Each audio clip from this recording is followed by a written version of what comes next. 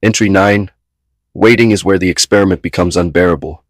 You surrender control of chronology to systems that move in bureaucratic sleeps. Forensics labs, evidence logs, supervisors reading each other's memos. The signal moves in slow pulses. You learn patience under pressure because you cannot make the system hurry without tearing its own threads. Days passed. The city made its noise. Memorial candles, talk show pundits theorizing, a neighbor on television with a bowl of sympathy in his arms. I cataloged the press with the same cold eye I cataloged hygiene. Each voice had a pitch, each anchor a tempo. No meaningful shift. The trace remained unremarked, a ghost in the footnotes. Then a small ripple, an internal reassignment memo. The language was bureaucratic and sterile. Review, coordinate, reevaluate. But a name stood in the margin, a signature in the dense handwriting of a supervisor who had clearly authorized prioritization. Maris. I watched her interviews. She did not perform. She did not inflate. She answered with a cadence that sounded practiced only in quiet places. She used the phrase evidence-informed with the kind of offhand specificity that suggests someone who trusts process over spectacle. I felt the first private recognition I had not counted on. This is the point where the game changes. To be noticed by a competent observer is different than being noticed by the hungry crowd. Competence returns attention with precision. That precision will test the hypothesis in a way that public noise never could. The hours between discovery and response felt geological. I imagined the trace sealed inside an evidence locker, its little glass world of residue and oil, waiting for fingers gloved in latex to awaken it. Somewhere, a fluorescent tube flickered over it, unaware it illuminated significance. Somewhere, a technician was late for a train and forgot to run a sample. Systems are like weather fronts, slow, inevitable, and immune to prayer. I developed rituals to manage the interval. Each morning, I timed the first newscast. Each evening, I checked police bulletins online, cross-referencing the phrases that bureaucracies favor when they need to say nothing. Ongoing review.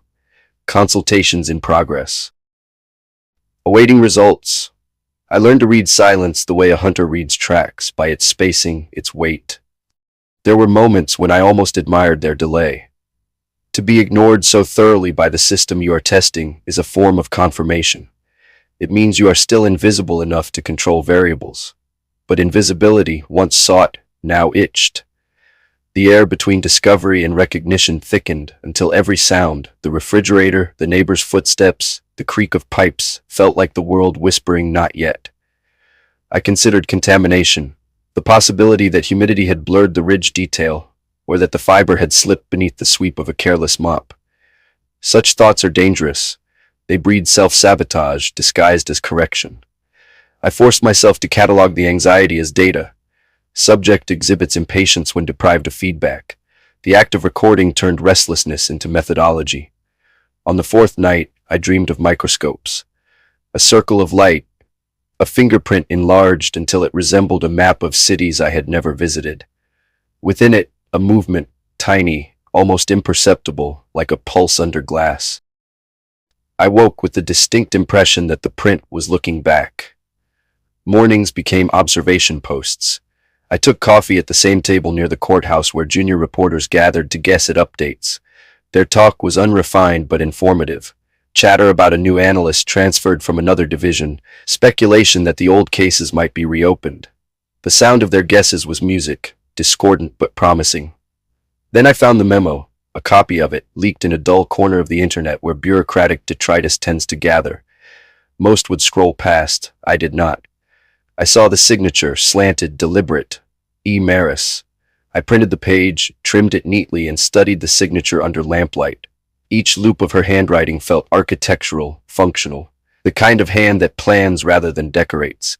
It told me she valued clarity above personality, method above myth. In another life, I might have admired that without consequence. That evening, I searched for her face. The archive offered little. She avoided visibility like a professional secret. One grainy still from a press briefing, another from a departmental commendation. In both, she stood slightly apart from the others, composed, eyes measuring rather than posing. It was the look of someone who refuses to be shaped by the lens. When she spoke on camera, she kept her gaze steady. Not a performer's steadiness, but the steadiness of an analyst who has learned that stillness extracts information. Her sentences had rhythm, pause, clause, compression. She did not fill air, she occupied it. The media called her detached. I recognized precision. I recorded one interview in full, replayed it with the sound off, then again half speed, noting each micro-expression, each tilt of the chin. She blinked rarely. Her restraint had muscle memory. In that economy of motion, I saw my own reflection, an opposing methodology, but the same species of mind. Waiting became study. Study became obsession disguised as hypothesis. The experiment had changed its variable without permission. I was no longer observing the system's response to a trace. I was observing her response to silence. By the end of the week, she had restructured the investigation. The language of press releases shifted. Phrases like re-examining linkages, unified evidence approach. To the casual reader, bureaucratic fog. To me, a signal flare. She was looking not for confession, but for pattern. Only a mind fluent in evidence would notice the difference. That realization produced an unfamiliar sensation. Not pride, something quieter. Resonance. Two instruments in separate rooms finding the same frequency. It startled me enough that I left the room's light on when I went to bed. I tried to resume normalcy, but the body betrayed anticipation. The hum returned, steady and low. My hands moved with rehearsed stillness, yet my pulse betrayed motion beneath it. Every newspaper headline became potential dialogue. Every procedural statement became correspondence. To wait is to hand the world your heartbeat and trust it not to crush it. I had spent decades mastering patience, but patience in the presence of possibility is another science altogether. When she spoke next, it was brief, 30 seconds of footage, an answer to a question about unresolved connections. Her voice was even, unhurried, but her eyes moved once, subtly, to her right, toward a chart outside the camera's frame. She said the word alignment. The syllables fell like coordinates. That night, I stopped calling it a trace. It had become correspondence. She was reading,